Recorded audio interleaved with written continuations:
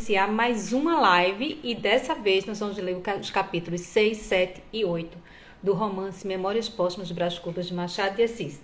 Então, se você não acompanhou essa leitura coletiva que está sendo realizada aqui desde o primeiro capítulo, é só você ir no feed ou ir já no nosso canal do YouTube que se chama Professor Andrés. Então, você vai lá e você vai poder ir vendo o desenvolver dessa história, desse romance, dessa narrativa sobre esse inusitado defunto autor que decide contar suas memórias após a morte e traz uma série de considerações e uma crítica em relação à sociedade do século XIX do Rio de Janeiro, essa burguesia tão pautada, tão preocupada com as ditas aparências. E Machado de Assis, de uma forma inovadora, com seu pessimismo, com a sua ironia, traça esse retrato através dos personagens dessa sociedade na qual ele estava inserido naquele momento. Então, eu vou fazer a leitura.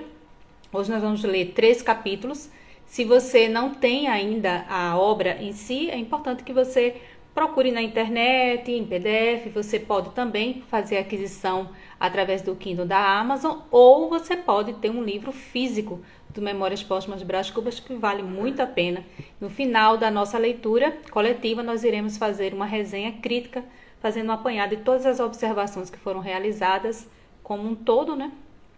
Para a gente analisar a obra Memórias Póstumas de Brás Cubas. Então, vamos lá. Eu vou começar lendo aqui o capítulo 6. Ele começa com um título em francês. Significa Chimene que le dit, Rodrigue qui l'écrit. Então, a gente vai observando aqui que já o Machado de Assis começa fazendo uma série de indagações sobre o que acreditar, se realmente o que é dito pode ser crível. Então, vamos lá, vou começar o capítulo.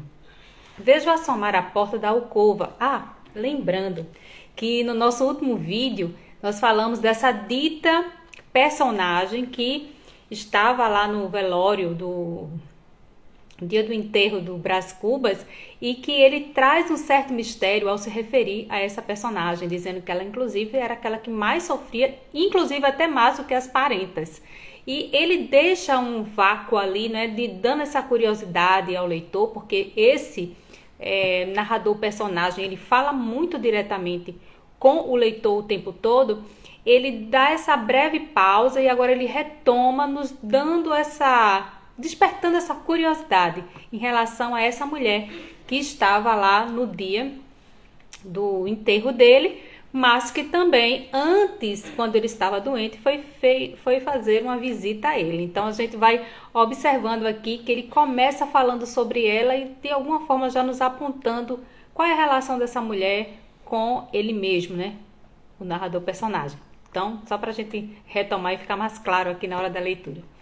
Vejo assomar a porta da alcova, pálida, comovida, trajada de preto, e ali ficar um minuto, sem ânimo de entrar, ou detida pela presença de um homem que estava comigo. Da cama onde jazia, contemplei-a durante esse tempo, esquecido de lhe dizer nada ou de fazer nenhum gesto. Havia há 2 anos que não nos víamos. E eu via agora, não qual era, mas qual fora, quais fôramos ambos, porque em Ezequias misterioso fizera recuar o sol até os dias juvenis. Recuou o sol, sacudi todas as misérias, e este punhado de pó que a morte ia espalhar na eternidade do nada, pôde mais do que o tempo, que é o ministro da morte. Nenhuma água de juventa igualaria ali a simples saudade. Creiam-me, o menos mal é recordar, ninguém se fie da felicidade presente. Há nela uma gota da baba de Caim. Corrido o tempo e cessado o espasmo, então sim, então talvez se pode gozar deveras. Porque entre uma e outra dessas 2 ilusões, melhor é a que se gosta sem doer. Não durou muito a evocação, a realidade dominou logo, o presente expeliu o passado, talvez ele exponha ao leitor que em algum canto deste livro a minha teoria das edições humanas. O que por agora importa saber é que Virgília, chama-se Virgília, entrou na alcova firme com a gravidade que lhe davam as roupas e os anos, e veio até o meu leito. O estranho levantou-se e saiu. Era um sujeito que me visitava todos os dias para falar do câmbio, da colonização e da necessidade de desenvolver a aviação férrea. Mas nada interessante para um moribundo. Saiu. Virgília deixou-se estar de pé. Durante algum tempo, ficamos a olhar um para o outro sem articular palavra. Quem diria? De dois grandes namorados, de duas paixões sem freio, nada mais havia ali, 20 anos depois. Havia apenas dois corações murchos, devastados pela vida e saciados dela. Não sei se em igual dose, mas enfim saciados, Virgília tinha agora a beleza da velhice, um ar austero e maternal. Estava menos magra do que quando a vi pela última vez numa festa de São João, na Tijuca. E porque era das que resistem muito, só agora começavam os cabelos escuros a intercalar-se com alguns fios de prata. Anda visitando os defuntos? Disse-lhe eu. Ora, defuntos, respondeu Virgília com um muxoxo. E depois de me apertar as mãos, ando a ver se põe os vadios para a rua. Não tinha a carícia lacrimosa de outro tempo, mas a voz era amiga e doce. Sentou-se. Eu estava só, com um simples enfermeiro. Podíamos falar um ao outro, sem perigo. Virgília deu-me longas notícias de fora, narrando-as com graça, com certo travo de má língua, que era o sal da palestra. Eu, prestes a deixar o mundo, senti um prazer satânico em mofar dele, em persuadir-me, e não deixava nada. Que ideia é essa? Interrompeu-me Virgília, um tanto zangada. Olhe, não volto mais. Morrer? Nós havemos de morrer. Basta estarmos vivos. E vendo o relógio, Jesus, são 3 horas, vou-me embora. Já? Já, virei amanhã ou depois. Não sei se faz bem, retorqui. O doente é um solteirão e a casa não tem senhoras. Sua mana? Há de vir cá passar uns dias, mas não pode ser antes de sábado. Virgília refletiu um instante, levantou os ombros e disse com gravidade. Estou velha, ninguém mais repara em mim. Mas para cortar dúvidas, virei com Nhonhô. Nhonhô era um bacharel, único filho de seu casamento, que na idade de 5 anos fora cúmplice inconsciente de nossos amores. Vieram juntos 2 dias depois, e confesso que ao vê-los ali, na minha alcova, fui tomado de um acanhamento que nem me permitiu corresponder às palavras afáveis do rapaz. Virgília adivinhou-me e disse ao filho, Nhonhô, não repares nesse grande manhoso que está aí, não quer falar para fazer crer que está à morte. Sorriu o filho, eu creio que também sorri, e tudo acabou em pura galhofa. Virgília estava serena e risonha, tinha um aspecto das vidas imaculadas. Nenhum olhar suspeito, nenhum gesto que pudesse denunciar nada, uma igualdade de palavra e de espírito, uma dominação sobre si mesma que pareciam e talvez fossem raras.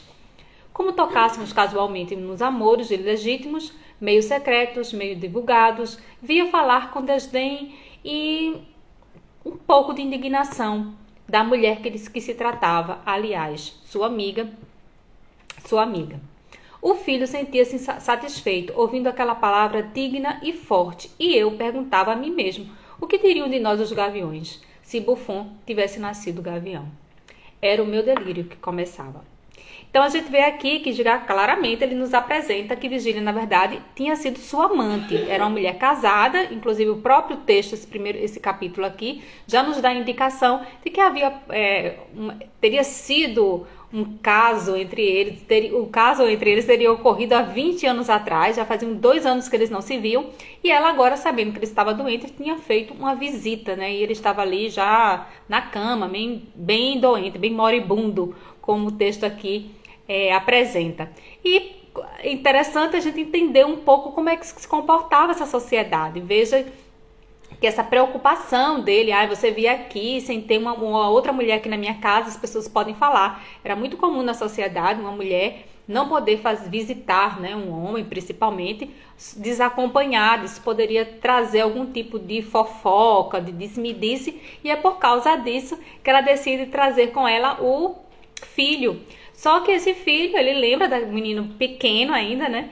Que inconscientemente havia testemunhado o amor dos dois, porque provavelmente ela usava o filho como uma desculpa, né? Por exemplo, vou sair com o menino para não chamar a atenção das outras pessoas quando se encontrava com o Brás Cubas. Isso quando era mais jovem.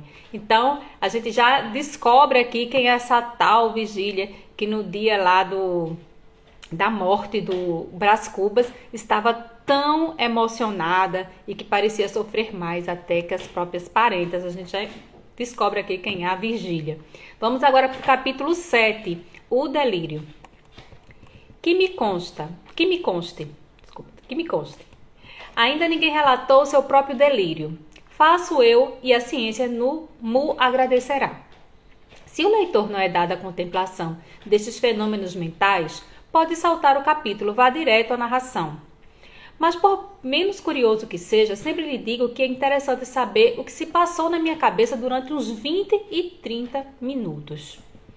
Primeiramente, tomei a figura de um barbeiro chinês bojudo, destro, escanhalado, um mandarim, que me pagava o trabalho com beliscões e confeitos caprichos de mandarim. Logo depois senti-me transformado na Suma Teológica de São Tomás, impressa no volume, encadernada em marroquim, com fechos de prata e estampas. Ideia esta que me deu ao corpo a mais completa imobilidade. E ainda agora me lembra que, sendo as minhas mãos os fechos do livro e cruzando-as eu sobre o ventre, alguém as descruzava, vigília de certo, porque a atitude lhe dava a imagem de um defunto. Ultimamente restituído à forma humana, vi chegar o hipopótamo que me arrebatou. Deixei-me ir, calado, não sei se por medo ou confiança, mas dentro em pouco a carreira de tal modo se tornou vertiginosa que me atrevi a interrogá-lo, e alguma arte lhe disse que a viagem me parecia sem destino.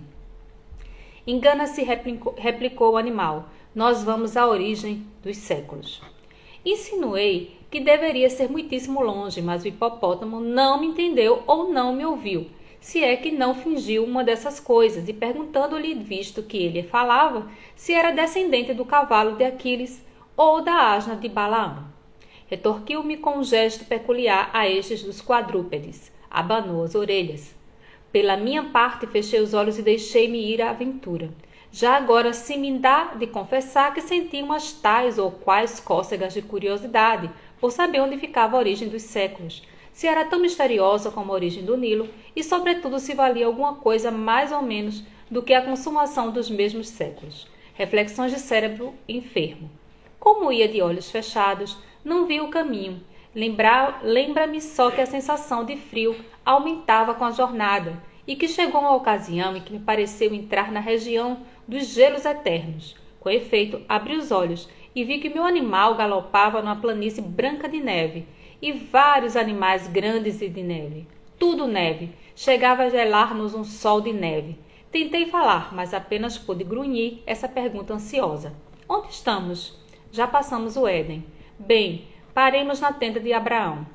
Mas, se nós caminhamos para trás, redarguiu, montejando a minha cavalgadura.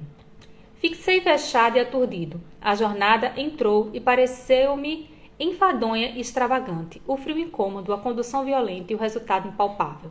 E depois, cogitações do enfermo, dado que chegássemos ao fim indicado, não era impossível que os séculos, irritados como lhes devassarem a origem, me esmagassem entre as unhas, que deviam ser tão seculares como eles. Enquanto assim pensava, íamos devorando o caminho e a planície voava debaixo dos nossos pés, até que o animal estacou e pude olhar mais tranquilamente em torno de mim. Olhar somente, nada vi, além da imensa brancura da neve, que desta vez invadira o próprio céu, até ali azul. Talvez os espaços me parecia uma ou outra planta, enorme, brutesca, meneando ao vento as suas largas folhas. O silêncio daquela região era igual ao do sepulcro. Dissera-se que a vida das coisas ficara estúpida diante do homem. Caiu do ar? Destacou-se da terra? Não sei. Sei que um vulto imenso, uma figura de mulher, me pareceu então, fitando-me uns olhos rutilantes como o sol. Tudo nessa figura tinha a vastidão das formas selváticas, e tudo escapava à compreensão do olhar humano, porque os contornos perdiam-se no ambiente, e o que parecia espesso era muita vez diáfano. Estupefato, nada disse. Não cheguei sequer a soltar um grito, mas ao cabo de algum tempo, que foi breve, perguntei quem era e como se chamava. Curiosidade de delírio. Chama-me natureza ou Pandora, sou tua mãe e tua inimiga. Ao ouvir esta última palavra, recuei um pouco, tomado de susto. A figura soltou uma gargalhada que produziu em torno de nós o efeito de um tufão. As plantas torceram-se e um longo gemido quebrou a mudez das coisas externas. Não te assustes, disse ela. Minha inimizade não mata, e sobretudo pela vida que se afirma. Vives, não quero outro flagelo. Vivo? Perguntei eu, enterrando as unhas nas mãos, como para certificar-me da existência. Sim, verme, tu vives. Não receies perder esse andrajo que é teu orgulho, provarás ainda por algumas horas o pão da dor e o vinho da miséria. Vives agora mesmo que ensandecestes, vives, e se a tua consciência revolver um instante de sagacidade, tu dirás que queres viver. Dizendo isto, a visão estendeu o braço, segurou-me pelos cabelos e, levantando-me ao ar como se for uma pluma. Só então pude ver-lhe de perto o rosto, que era enorme.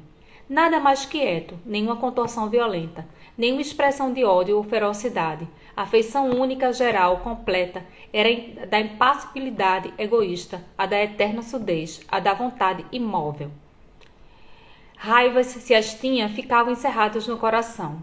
Ao mesmo tempo, nesse rosto de expressão glacial, havia um ar de juventude, mescla de força e vício, diante do qual me sentia eu o mais débil e decrépito dos seres. Entendeste-me? Disse ela, no fim de algum tempo de mútua contemplação. Não, respondi. Nem quero entender-te, tu és absurda, tu és uma fábula.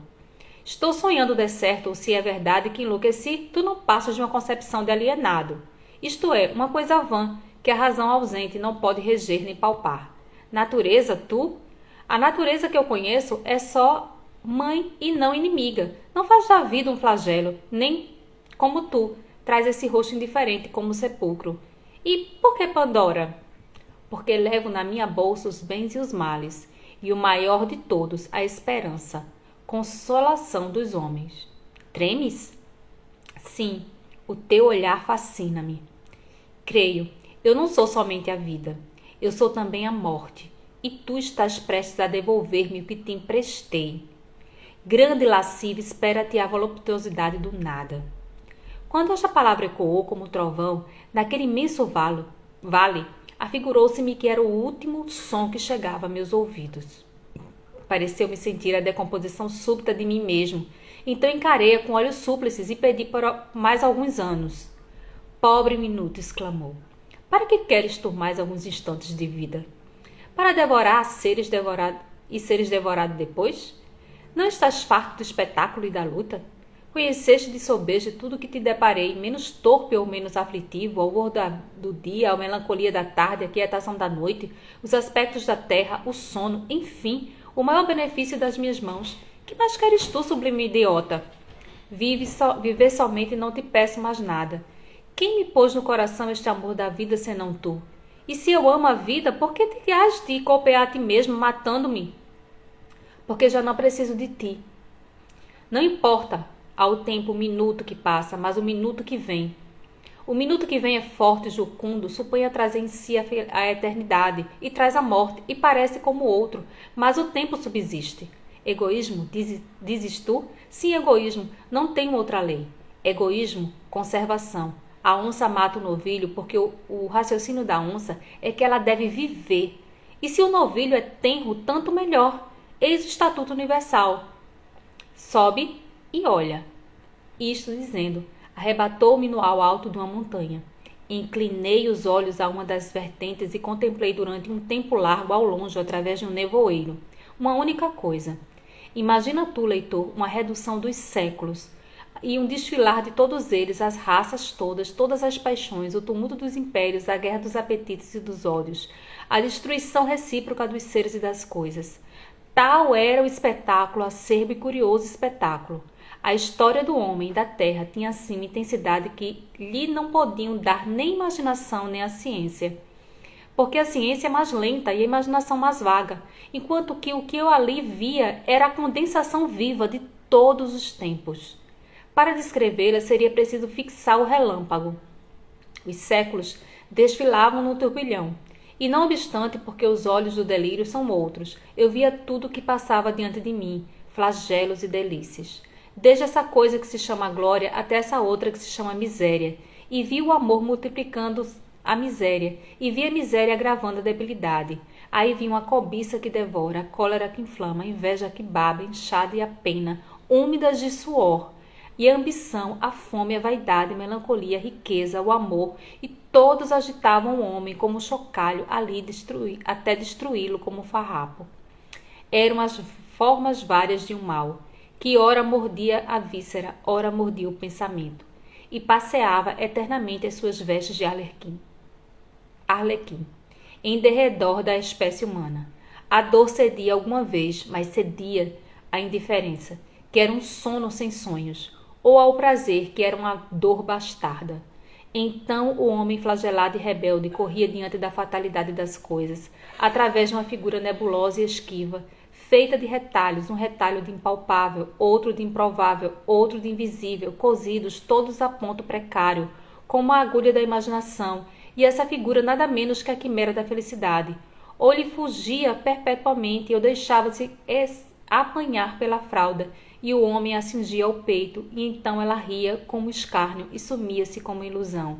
Ao contemplar tanta calamidade, não pude reter um grito de angústia, que a natureza ou Pandora escutou sem protestar nem rir, e não sei por que lei de transtorno cerebral fui que me pus a rir de um riso descompassado e idiota. Tens razão, disse eu, a coisa é divertida e vale a pena, talvez monótona, mas vale a pena. Quando Jó amaldiçoava o dia em que fora concebido, é porque lhe davam ganas de ver cá de cima o espetáculo. Vamos lá, Pandora, abre o ventre e digere-me. A coisa é divertida, mas digere-me. A resposta foi compelir-me fortemente a olhar para baixo e a ver os séculos que continuavam a passar velozes e turbulentos, as gerações que se superpunham as gerações, umas tristes, como os hebreus do cativeiro, outras alegres, como os devassos de Cômodo, e todas elas pontuais na sepultura. Quis fugir, mas uma força misteriosa me retinha os pés. Então disse comigo: bem, os séculos vão passando, chegará o meu, e passará também até o último, que me dará a decifração da eternidade. E fixei os olhos e continuei a ver as idades que vinham chegando e passando, até então tranquilo e resoluto, não sei até se alegre. Talvez alegre. Cada século trazia sua porção de sombra e de luz, de apatia e de combate, de verdade e de erro, e o seu cortejo de sistemas, de ideias novas, de novas ilusões. Cada um deles rebentavam as verduras de uma primavera e amareleciam depois para remoçar mais tarde. Ao passo que a vida tinha assim uma regularidade de calendário. Fazia-se a história e a civilização, e o homem, nu e desarmado, armava-se e vestia-se, construía o tugúrio e o palácio, a rude aldeia e o Tebas sem portas. Criava a ciência que prescruta, e a arte que enleva. Fazia-se orador, mecânico, filósofo, corria a face do globo, descia ao ventre da terra, subia a esfera das nuvens, colaborando assim na obra misteriosa, como que entretinha a necessidade da vida e a melancolia do desamparo. Meu olhar, enfaronhado e distraído, viu enfim chegar o século presente, e atrás dele os futuros. Aquele vinha ágil, destro, vibrante, cheio de si, um pouco difuso, audaz, sabedor, mas ao cabo tão miserável como os primeiros, e assim passaram os outros, com a mesma rapidez e igual monotonia. Redobrei de atenção, fitei a vista, e enfim ver o último, mas então já a rapidez da marcha era tal que escapava a toda a compreensão. Ao pé dela, o relâmpago seria um século. Talvez por isso entregaram os objetos a trocarem-se. Uns cresceram, outros minguaram, outros perderam-se no ambiente. O nevoeiro cobriu tudo, menos o hipopótamo que ali trouxera